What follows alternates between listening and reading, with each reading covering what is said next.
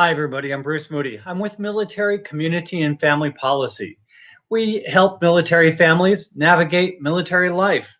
We're the ones who bring you Military OneSource, and we bring you this, which is really a series that we're doing with the Defense Personal Property Office, which is part of the U.S. Transportation Command.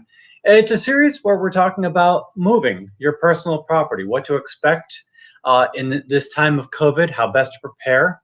And with us today, we have Lt Col John Smith, who is the chief of the Household Goods Branch in the Defense Personal Property Management Office. And we're going to talk about what to expect on pickup and delivery days.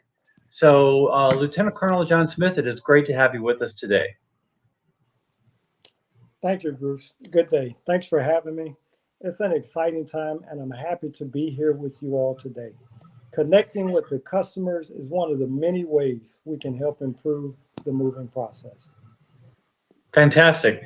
Um, and so, peak moving season is upon us, which means that many families are in the midst of relocating, got their PCS orders. So, what are some tips that you have for making both pickup and delivery days run smoothly? So that's a great question.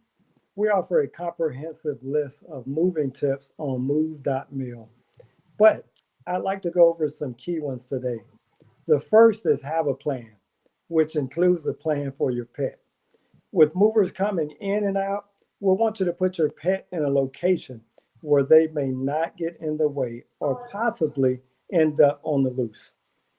Before movers get to your property, put special items and items you need on the road trip separate from the packers. You can put these items in your car or in a closet or a location in the house that's signed and labeled "Do Not Pack." Make sure the packers and your family are aware of the do not pack items. Also, make sure you put your keys in a place where they do not end up in a moving box as well. We encourage families to photograph the conditions of their home and personal property on the moving day the packers get to your property. In today's digital age, many folks have camera phones and cell phones and iPads they can use to record the walls, floors, and other items as well. This gives you digital proof of the condition of your home before the movers get there. Be sure to put your television and other things that are of value to you to show that they are in working order. These videos become your proof should something unfortunately get broken during the move or isn't working and you need to file a claim. Don't forget to clean your trash before the movers come. Also consider discarding old toilet bowl cleaners, mops, and brooms prior to your move. The movers will identify pre-existing damage, such as ding, dents, and scratches, on the inventory form, and you need to ensure that these are annotated accurately. Do not sign the mover's inventory form until you understand and agree with everything listed. Make sure to write down anything you do not agree with in the remarks section. For high value items, make sure the inventory specifies the make, model, and serial number of the item. Generic labels such as electronics and televisions should be a huge red flag. If they miss something, you can request they unpack the item so that the specific details can be added to the inventory. If you run into issues, please contact your transportation office immediately. Sometimes delivery day is the most stressful day and can be even more stressful than the pickup day, as movers are coming at you quickly with boxes, shouting out inventory numbers and asking where these need to go. So I reiterate, have a plan on where you would like things to go before your movers arrive to your home. Also, having a person to help check off numbers is a great idea as well, as boxes enter your resident to ensure everything is annotated and in the place that you would like to have it. Remember, the movers are only obligated to place rugs, furniture, and items down in one spot, so a plan is extremely helpful. Lastly, it's also important for families to understand the rules with their shipment. We highly encourage customers to take full advantage of counseling, even if this isn't their first move. Your counselor can help inform you of new things and answer questions you may not have and help make the process easier. Thank you. Oh, thank you. No, great information. Great advice. So moving on, what are the movers' responsibility when they arrive, and when should I be contacted prior to delivery? You should expect your movers to follow the COVID-19 health protection protocols. Families should also adhere to the COVID-19 health protection protocols while movers are in the residence. Also, you should expect a call at least 24 hours before your movers arrive to confirm you can accept delivery. After two failed attempts to reach you, the mover will request the personal property office approval to move your household goods to a temporary storage. Before the movers begin moving items into the house, ask the movers to conduct a walkthrough survey of your residence. During the survey, make sure you point out and agree upon pre-existing property damage, if any. This includes stained carpets, damaged walls, and more. Once this has been noted, the movers can start to unpack the truck. The movers should also put down mats and plastic to protect the flooring and doors to entryways and high traffic areas. Movers are required to reassemble any furniture that was disassembled at the start of the move and unpack any and all boxes you request. This is often called a full unpack. Most families decide not to ask movers for a full unpack as they prefer to put items away on their own. Your moving company is not required to return and pick up any empty boxes after they are delivered, everything to your home. The movers are only responsible for hauling away empty boxes and packing materials when they finish delivering your belongings. If you ask them to come back to take your empty boxes and they agree to do it, then that's a great deal. As mentioned a little earlier, movers will place items at spots you design at once. So, if I am unavailable or I miss the two attempts to be contacted, and then my goods go into temporary storage, how long will it be before I receive them? So, if you are unavailable or cannot be reached to find your goods and they have been placed in temp storage, you would need to request the delivery of your items in storage through the online move system. This can take a few days, or if it's peak season for the transportation service provider, which I refer to as TSP, it can take a few weeks. As soon as you know your dates, get with your local transportation office to get this scheduled. If your TSP cannot deliver your shipment out of the temporary storage within 7 government business days from the date you contact them, you may be entitled to an inconvenience claim. If you request a delivery date more than 7 business days in advance, the TSP should deliver it within 2 business days after the requested delivery date. We have an inconvenience claim fact sheet on move.mil in the main banner that has useful information on how to file a claim. Thank you. Thank you. Thank you. So, on either pickup or delivery day, what if I notice that there is damage to my residence? Who do I contact? That's a great question.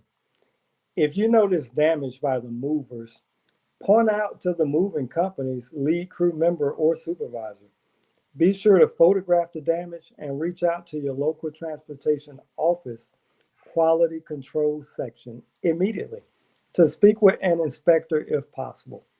If a claim is necessary, it should be filed directly with the responsible TSP listed on the customer's bill of lading. Unlike a claim for loss or damaged personal property, claims for damage to your home cannot be transferred to the Military Claims Office. You can find more information and the form to fill out on move.mil under the Moving Guide tab. Select Loss and Damage Claims and the Residential Damage on the left side.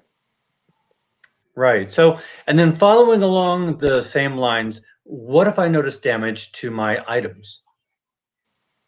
All right. If any of your household goods are lost, damaged, or destroyed during the moving process, you may be entitled to a full replacement repair value of those items. This includes items that have been transported via household goods, unaccompanied baggage, non-temp storage, and direct and DPM move types.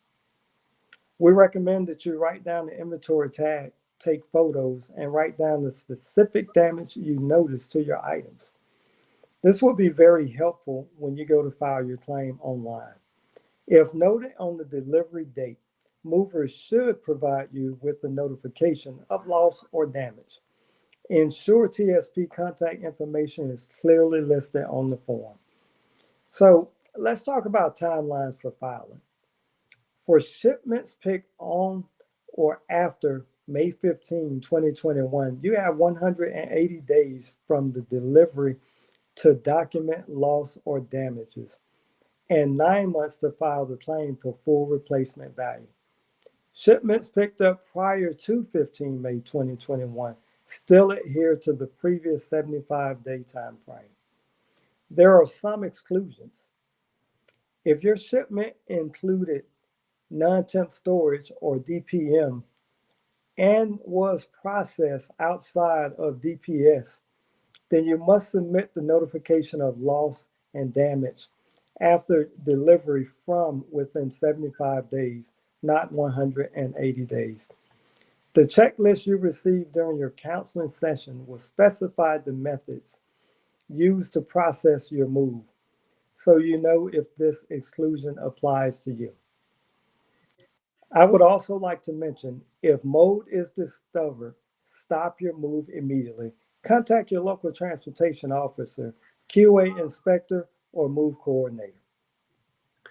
So it does sound like there's a lot to consider during the pickup and delivery days.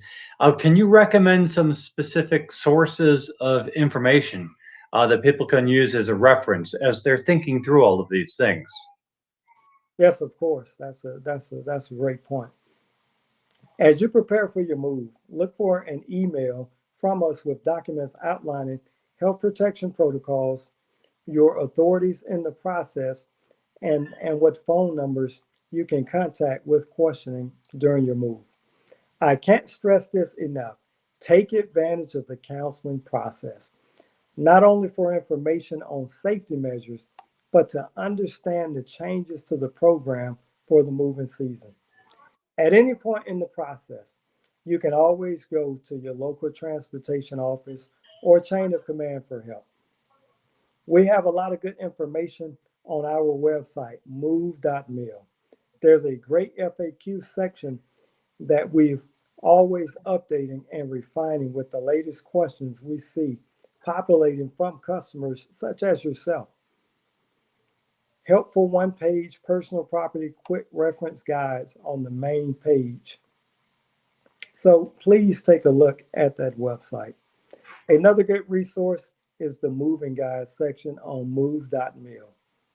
You'll find everything you need to know listed there. Moving tips, specific information for civilians, and how to file a claim for loss or damage for your move.